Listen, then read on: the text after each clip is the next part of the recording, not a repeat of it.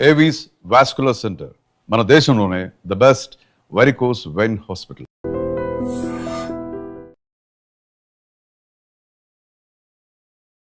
నమస్తే, welcome back to IT media. నేను మీ ఛాన్సీ. ప్రస్తుతం అంతా ఉన్నారు వంటింటి చిట్కాలకు కేర్ ఆఫ్ అడ్రస్ అయిన మధుసూదన్ శర్మ గారు. మరి మన ఆయుర్వేదం ప్రోగ్రామ్ లో ఈరోజు ఒక మంచి టాపిక్ తెలుసుకుందాం. నమస్తే సార్. నమస్తే మా సార్, అందరికీ కావాల్సిన వీడియోస్ లో అంటే మీరు వచ్చినప్పుడల్లా రిక్వెస్ట్ చేసేది ఏంటంటే వెయిట్ లాస్ వీడియోస్. ఏది పడితే అది తినేసి అంటే మొత్తం స్టమక్ని ఫుల్ చేసేసి జంక్ ఫుడ్తో ఆయిలీ ఫుడ్తో ఫ్యాట్గా అయిపోయి చాలా లావుగా అయిపోయినప్పుడు హెల్తీగా వెయిట్ లాస్ ఎలా అవ్వాలి అని చెప్పి ఆలోచిస్తూ ఉంటారు. సో చిన్నవాళ్ళలో పెద్దవాళ్ళలో వచ్చే వెయిట్ లాస్ సమస్యలకి మీరు ఎలాంటి పరిష్కారం అనేది చెప్తారు? ఇంతకుముందు చెప్పినట్లమ్మా చాలా వీడియోస్లో కూడా మనం మంచి ఫార్ములాస్ కూడా చెప్పడం జరిగిందమ్మా. అది వాడేసేసి మంచి ఫీడ్బ్యాక్ కూడా మనకి ఇవ్వడం జరిగిందమ్మా. మనకు కామెంట్స్ రూపంలో ఫోన్ల రూపంలో కూడా చెప్తుంటారు.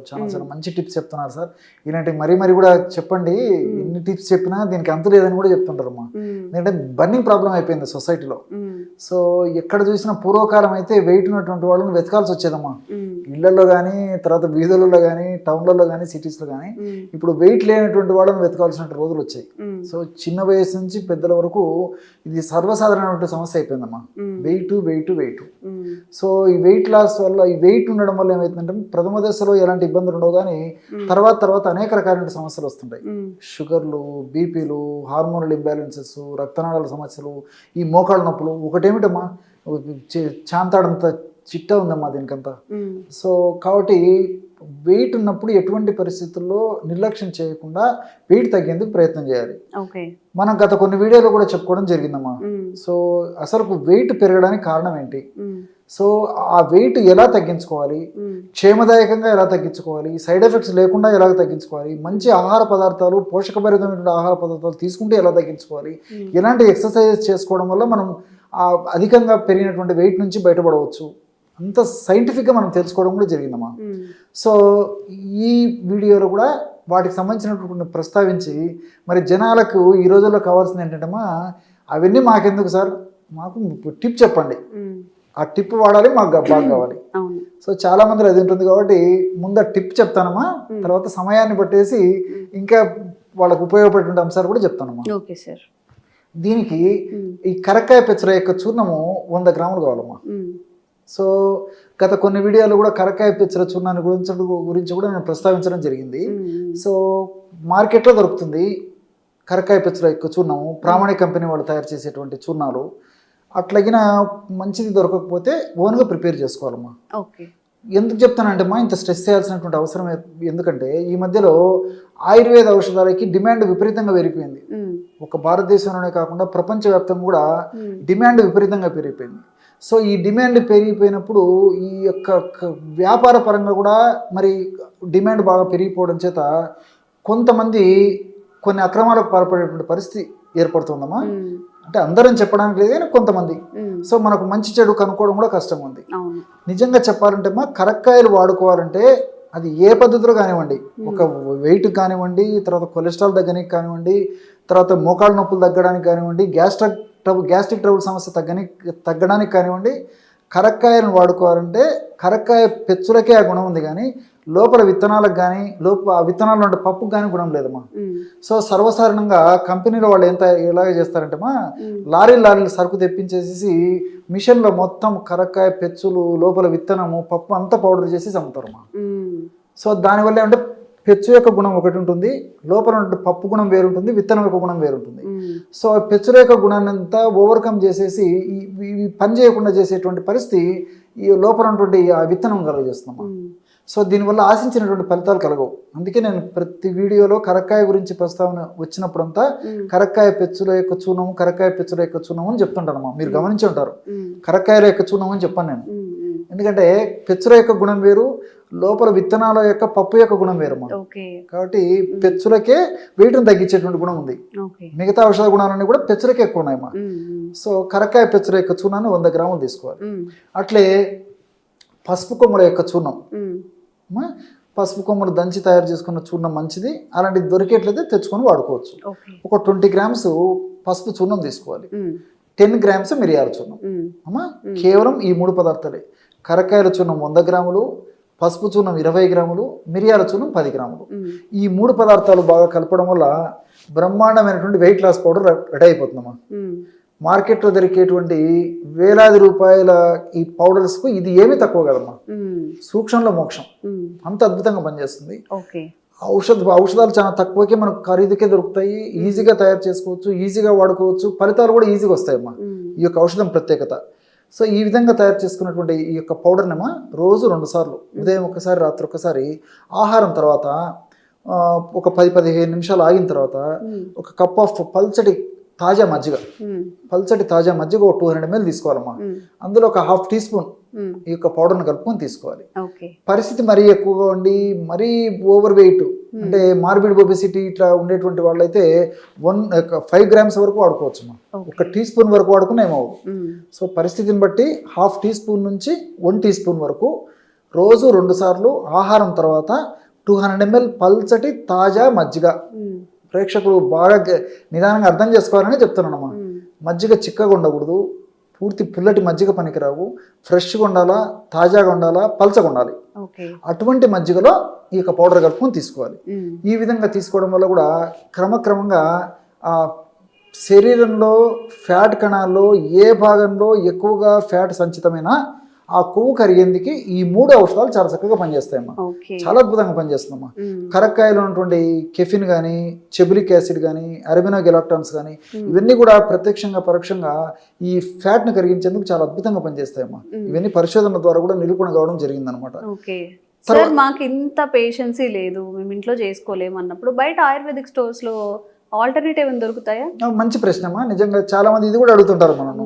సో ఆయుర్వేదం ఔషధాల పరంగా మనం ఆలోచన చేసినట్లయితే ఎక్కువ మంది ఆయుర్వేద వైద్యులు సూచించేటువంటి ఔషధము, ఎక్కువ ప్లేసెస్ లో దొరికేటువంటి ఔషధం ఏదంటే నవక గుగ్గులు. గుగ్గులు దాని పేరు నవక గుగ్గులు. టాబ్లెట్స్ రూపంలో దొరుకుతాయమ్మా జనరల్ గా. సో ఈ నవక గుగ్గులు అనేటువంటి ఔషధం మాత్రల రూపంలో దొరుకుతుంది కదమ్మా. చిన్నగా ఉన్నదైతే 2 వాడుకోవచ్చుమా, పెద్దగా ఉన్నటువంటి మాత్రలు అయితే 1 సరిపోతుంది. ఆ నవక గుగ్గులు అనేటువంటి ఒక ఔషధాన్ని రోజు ఉదయం 1 మాత్ర కానీ 2 మాత్రలు కానీ, ఆహారం తర్వాత, రాత్రి పూట కూడా అంతేమా, ఆహారం తర్వాత 1 మాత్ర కానీ 2 మాత్రలు కానీ మింగేసేసి 1 కప్పు తాజా మజ్జిగలో కాస్త శొంఠి పొడమ్మా. ఇదేం ప్రాబ్లం ఉండదు, శొంఠి పొడి కూడా మార్కెట్లో దొరుకుతుంది కదమ్మా, జస్ట్ కలుపుకొని తాగడమే. సో ఆ విధంగా తీసుకోవడం వల్ల కూడా ఇప్పుడు నేను చెప్పినటువంటి కరకాయ, పసుపు, మిరియాలు కలిపి మనం ఔషధంగా తయారు చేసుకున్న వాడు కూడా ఎంత ప్రయోజనం చేకూరుతుందో అంత అద్భుతంగా అది కూడా పనిచేస్తుందమ్మా.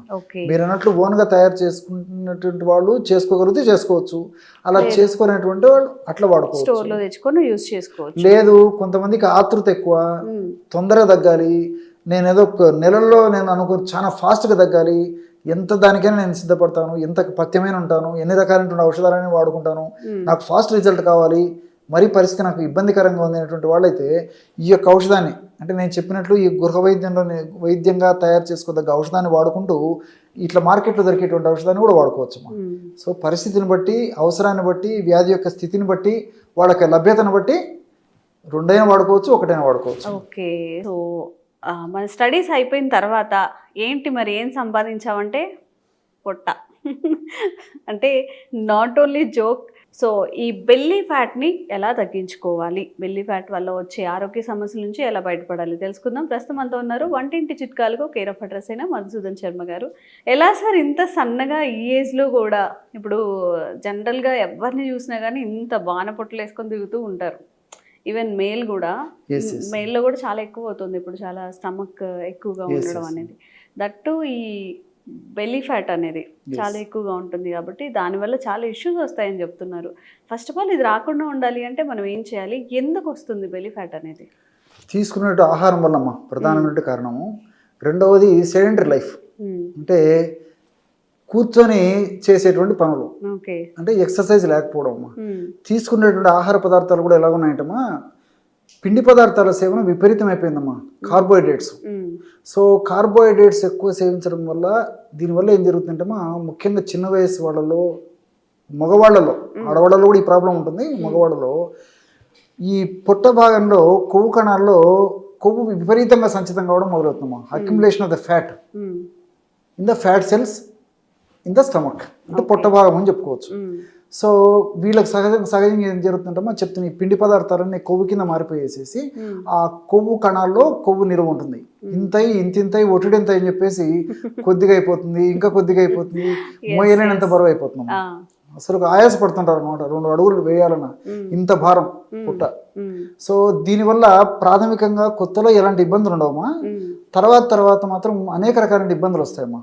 అంటే అనేక వ్యాధులకి ఇది పుట్ట బేస్ అయిపోతుంది. ఇప్పుడు ఏంటి సార్, మన ఫ్లెష్ పెరిగినట్ట, లేకపోతే ఫ్యాట్ చేరినట్ట, లేకపోతే ఏమైనా పేగులు ఉబ్బినట్ట, ఏంటి అంత పెద్దగా ఉండే పొట్టలో ఏముంటాయి అసలు? అంతే చెప్తే కదమ్మా, ఏముండవమ్మా, కొవ్వు కణాల్లో కొవ్వు ఉంటుందమ్మా, ఫ్యాట్ అంతే, మొత్తం ఫ్యాట్. అదంతా ఏదైతే ఉబ్బతంగా మనకు కనిపించిందో టమ్మీ ఫ్యాట్ అని చెప్పేది అంత ఫ్యాట్ ఏమా.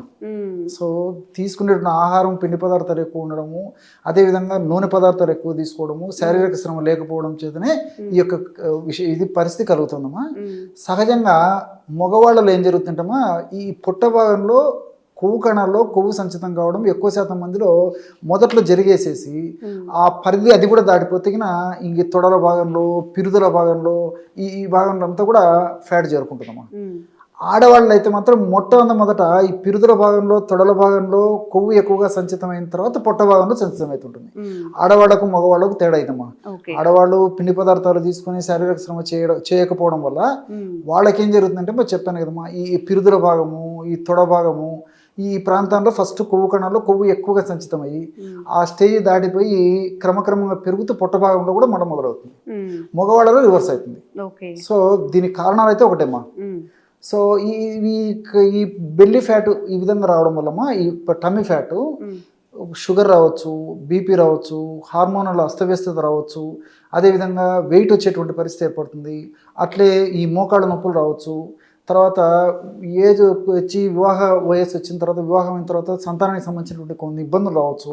ఇలాంటి అనేక రకాలైన ఇబ్బందులు ఇద్దరిలో కలుగుతాయమ్మా, స్త్రీ పురుషులు ఇద్దరిలో కలుగుతాయి. కాబట్టి మరి కొద్దిగా ఉన్నప్పుడే వాటిని గుర్తెరిగేసి వాటిపైన అవగాహన పెంపొందించుకొని తగ్గించుకోవడం మంచిదమ్మా.